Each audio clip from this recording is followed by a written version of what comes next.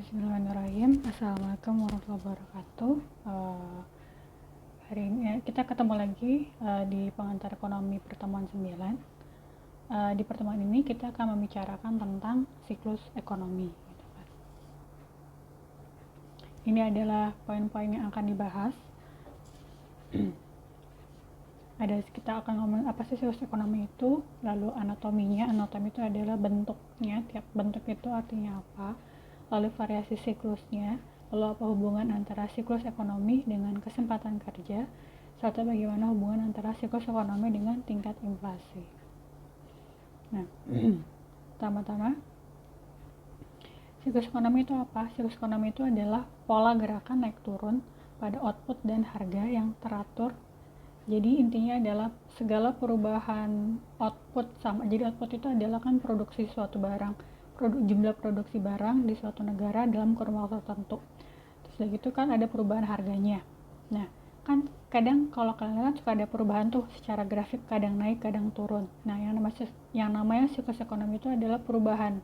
Yang dia itu perubahan itu saat dia naik, saat dia turun, naiknya itu kenapa, turunnya itu kenapa.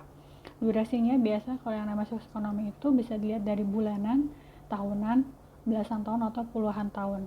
Biasanya kalau yang namanya siklus ekonomi itu ada secara simpel jarak jangka pendek sama jangka panjang gitu kan ya. Nah, berarti kalau kalian lihatnya bulanan, berarti yang kalian lihat itu ada perubahannya secara harian.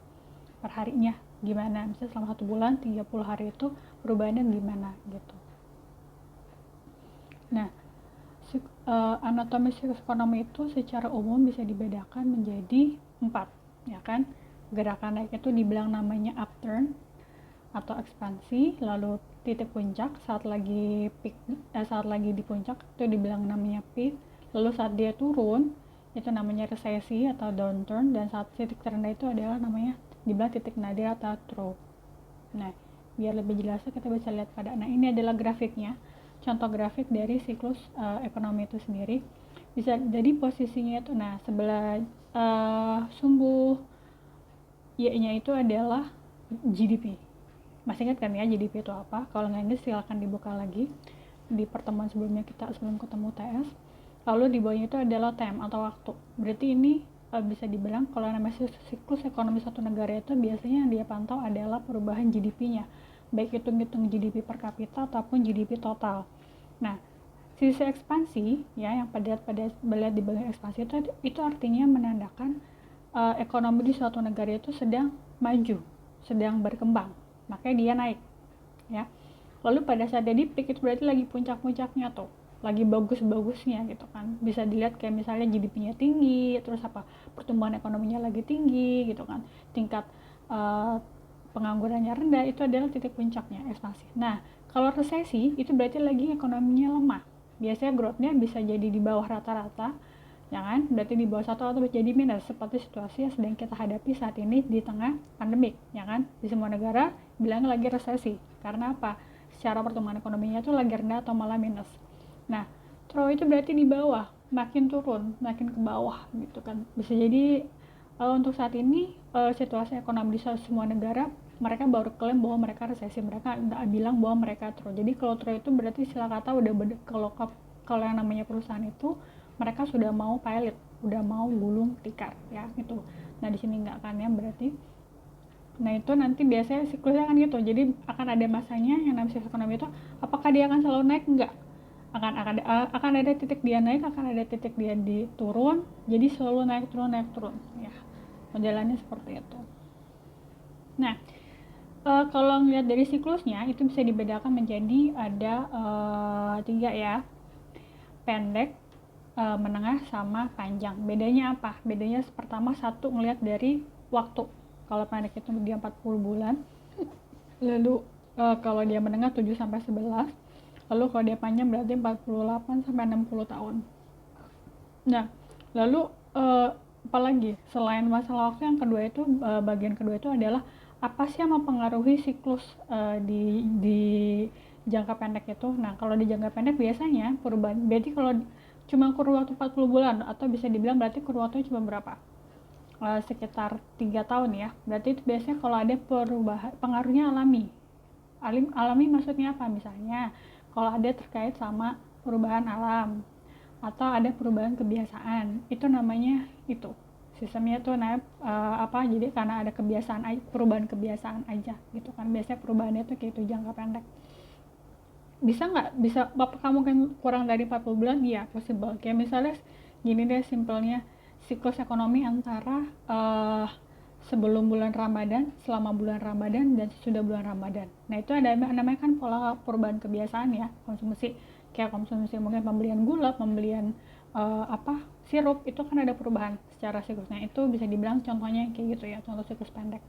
Lalu siklus jangka menengah ini biasanya 7-11 tahun. Ini dibilangnya pengaruhnya dari siklus sunspot. Apa sih siklus sunspot? Itu jadi kalau bisa ada perubahan.